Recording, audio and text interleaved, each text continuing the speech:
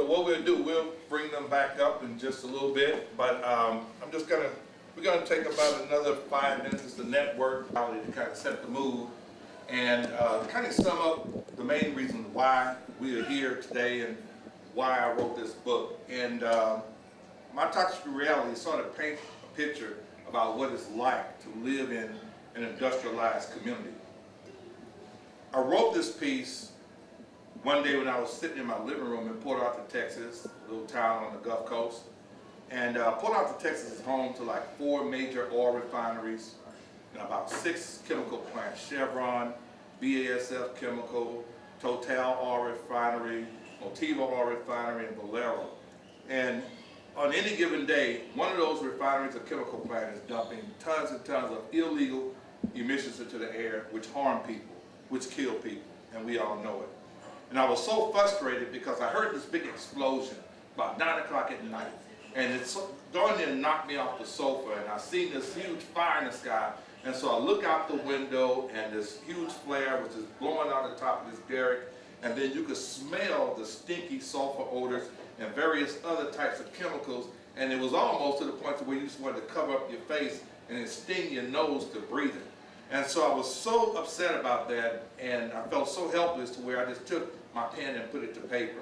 And ordinarily it'd take me maybe 3 or 4 days to write a poem, but this particular piece, I did this in maybe about 16 hours total. So here it is, my toxic reality.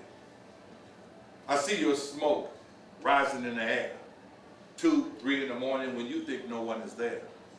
In the still of the night, my child starts to sneeze. In the still of the night, the other starts to wheeze.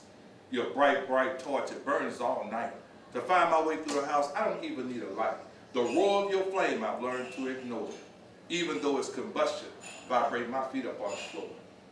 I know I live at the back end of town, and I should just be quiet and not make a sound. You might even find this a little profound, but me and my neighbors are a light and dark shade of brown. I hope our leaders don't conspire to circumvent, because these findings I have a sulfur benzene scent. Excuse me while I cough. My throat has a slight tickle. The air I breathe smells and sometimes very fickle. If you went to take a bath and saw a rash up on your chest, would you just shrug your shoulders and wish yourself the best? This money they give is great, and this is only flesh. But if you had the right insurance, you could go and take a test. Oh, I'm scared I'll lose my job if the pollution I contest. But if you died tonight, would your killers confess to the poison they put inside you that laid you down to rest? Would your family have to fight to pay your doctor bills as you lay 6 foot under up on a grassy hill? Now your job is gone and your company grievance has faded. Your spouse and kids tried to collect from them, but they said your death was not job related. My toxic reality. My toxic reality. My toxic reality.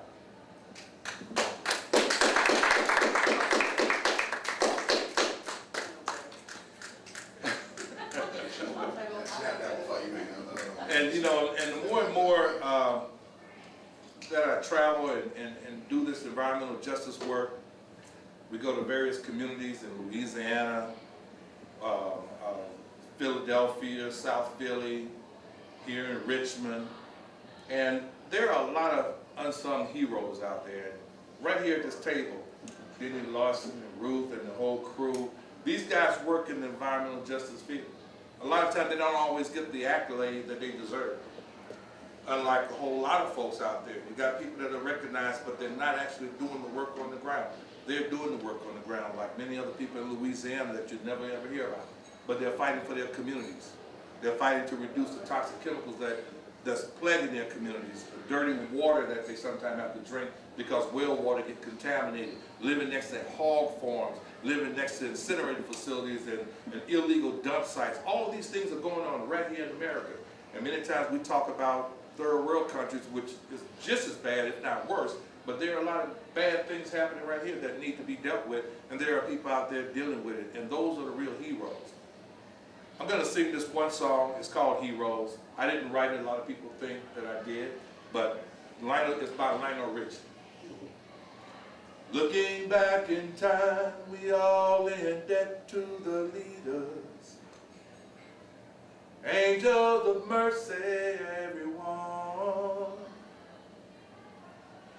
Good folks who believed there was no good and evil.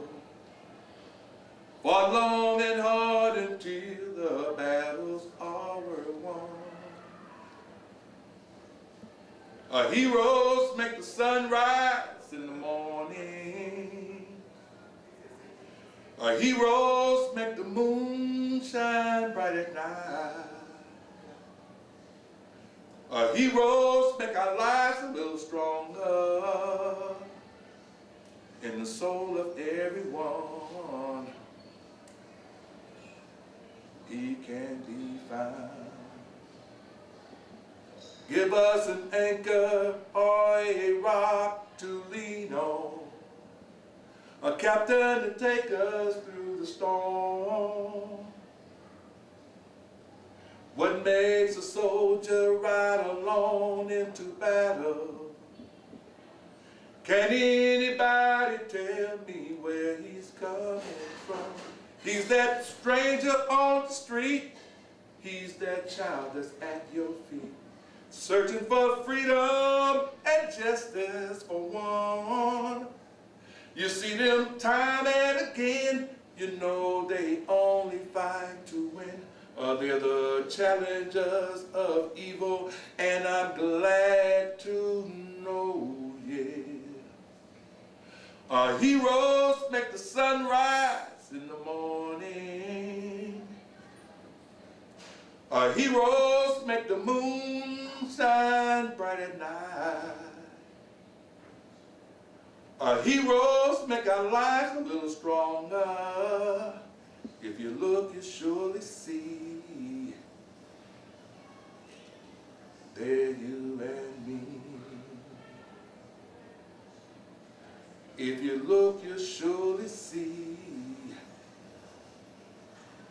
There you and me. Heroes, heroes.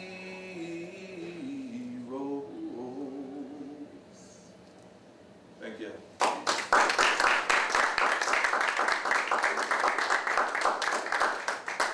So we're going to take a little break for a minute. We're going to have one other song sung. Let's get something to eat, something to drink, and we'll come right back in 5 minutes and we'll start the lecture.